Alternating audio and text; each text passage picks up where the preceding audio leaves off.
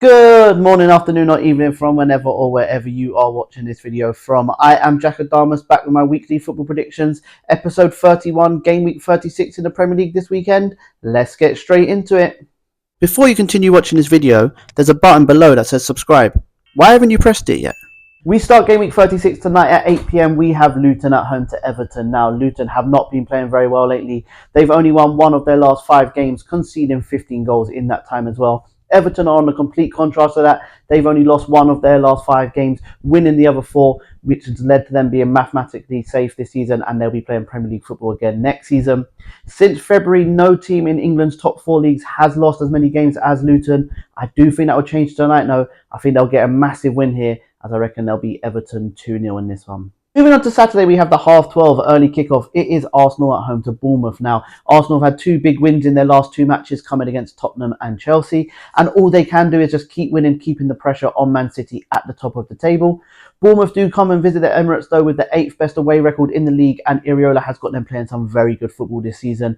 Bournemouth have scored in their last 10 Premier League matches, make that 11 come full time. Unfortunately for them, though, it will come in a 3-1 defeat to the hands of Arsenal. To start the 3 o'clock kickers on Saturday, we have the West London derby between Brentford and Fulham. Now, Brentford have only lost twice at home in 2024, and those defeats came against Man City and Liverpool. Fulham do have a slim chance of finishing in the top half of the table this season, but they seem to be on holiday mode at the moment, although they will turn up for this one, as obviously West London bragging rights is on the line. Brentford have won the last 4 head-to-heads at home against Fulham, scoring 3 goals in 3 of those 4 matches as well. I do think this will be another high-scoring game, but I think this one will finish level, as I reckon this one will finish 2-2.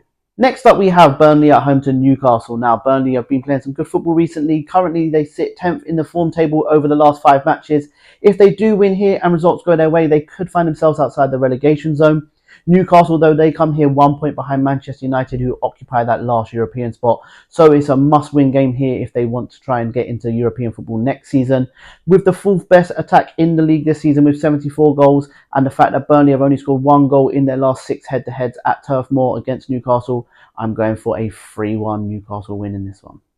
We travel to Bramall Lane next, where we have Sheffield United hosting Nottingham Forest. Now, the inevitable was confirmed last weekend when Sheffield United got relegated from the Premier League after that 5-1 defeat to Newcastle. Nottingham Forest come into this game, though, and they are desperate for a win. They really need to bridge the gap between themselves and that dreaded 18th place spot. Nottingham Forest, though, they will have to do something that they haven't done in the whole of 2024, and that is win away from the City ground. They have got 5 losses and 3 draws on the road. With Nottingham Forest playing for everything and Sheffield United playing for nothing, everyone's obviously going to go for a Nottingham Forest win here, but I just feel like Sheffield United now will just play freely, and the game will finish in a draw here, in a 1-1 draw. And the 5:30 kickoff on Saturday sees Man City at home to Wolves. Now, Man City are doing what they seem to do at this point every season, and that's just continue to win.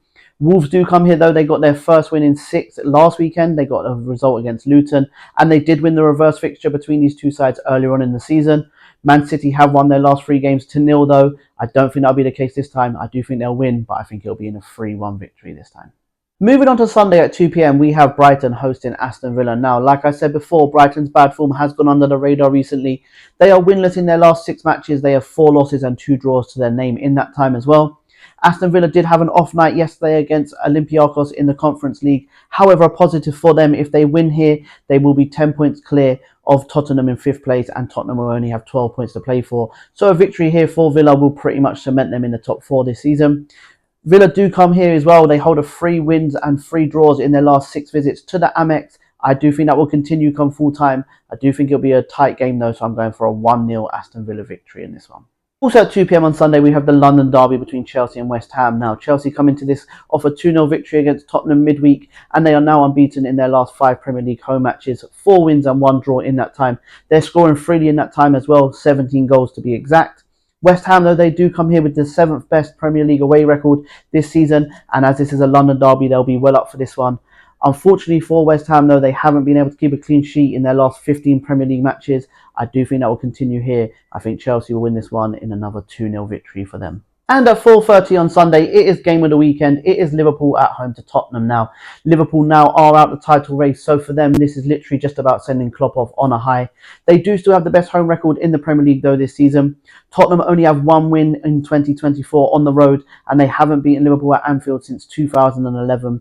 Like I said, if Aston Villa do win, and Tottenham fail to win, Aston Villa mathematically have that top 4 spot. Liverpool, however, they have conceded in their last 9 home matches, which is a joint record of them not keeping a clean sheet in 9 games. That is a record they don't want to break, but I think they will break, unfortunately for them, as I reckon they will get the victory here, but I reckon it'll be a 3-1 victory. And to round up Game Week 36, on Monday at 8 p.m, we have Crystal Palace at home to Manchester United. Now, Palace are playing some good football under Glasner. They are unbeaten in their last 4 games, which is their longest unbeaten streak all season. They have played some hard games in that time as well. Although Manchester United are unbeaten in their last 4 games as well, it's just a matter of which United team turns up here. Will it be the good United? Will it be the bad United? We've been saying this reoccurring thing all season. Manchester United have failed to win in their last 3 visits to Selhurst Park. In some low-scoring games, they have 2 draws and 1 defeat to their name. I don't think that will be the case this time round, though, as I think United will finish the season strong. I think it starts now with a 2-1 victory over Crystal Palace. And for my extra game this weekend, it is 5th v 3rd in Serie A. It is Roma at home to Juve. Now, Roma currently sit 5th in the Serie A. However, 5 teams from Italy will go to next season's Champions League. I do believe they'll have that second leg against Bayer Leverkusen in the back of their mind. That's the reason why I'm going for a Juve 1-0 win in this one. Thank you very much if you are still here at the end of my video. I really do appreciate the love and support I've been getting from you guys. Please do continue to like, share, follow, but most importantly, please do subscribe to that YouTube channel. Have a good weekend, guys, and remember, if you don't shoot, you can't score. Bye, guys. Have a good weekend.